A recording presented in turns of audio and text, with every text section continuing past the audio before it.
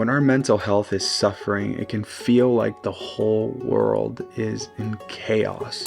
A recent Gallup research reveals that globally nearly 4 in 10 adults aged 15 and older either endure significant depression and anxiety or have a close friend or family member who suffers from it. And other Gallup research estimates that 22% of Northern American adults have experienced depression or anxiety so extreme that they cannot continue with their daily activities for 2 weeks or longer. And this is similar to the global rate of 19% that is found in Western Europe, the Middle East, North Africa, and South Asia. So with these kinds of numbers, what does it say about the future?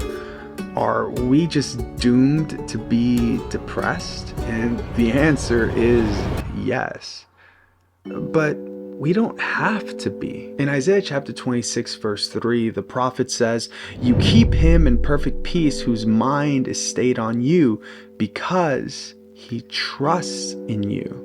Now this is a beautiful promise, but there's so much more being said here that can simply be gleaned on the surface. In English, the word peace has to do with tranquility and stillness, but in Scripture, the word peace means so much more. The Hebrew word shalom means completeness, wholeness, oneness. For example, in Luke chapter 15, we have the story of a lost lamb, a lost coin, and a lost son. These are stories of shalom being broken and shalom being restored. In Genesis, the story of the fall, when Adam and Eve break their relationship with God, it is a story of shalom being broken. The Passion of the Christ is a story of God restoring shalom with humanity. When Isaiah calls Jesus the Prince of Peace, he's not simply calling him tranquil,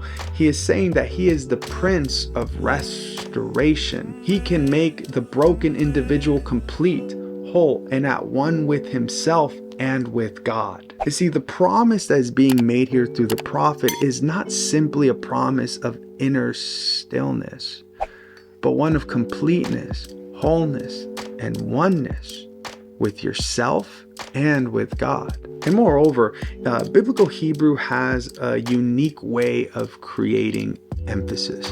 And one of those ways is by repeating itself. Sometimes it repeats a phrase and other times it just repeats a word. An example of this is Deuteronomy chapter 10 verse 17, where it says, "God of gods and Lord of lords."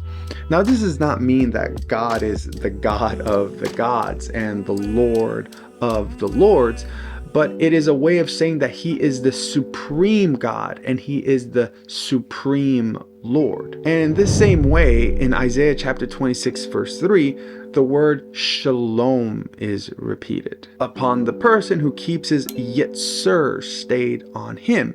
And what is the yetzer? In Hebrew, the word refers to the imaginations of the mind, which is why it's translated as mind.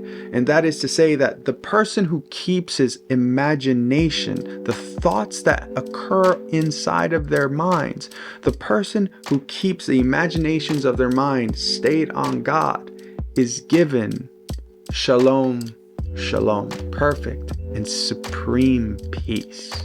Keeping the imaginations of our hearts focused on God increases our trust, and with trust comes peace of mind that surpasses all understanding. You see, through the prophet, God is promising his people shalom, but not just shalom, shalom, shalom, a peace that can make you complete, that can make you whole, and that can make you one with yourself and with God. A peace that surpasses all understanding.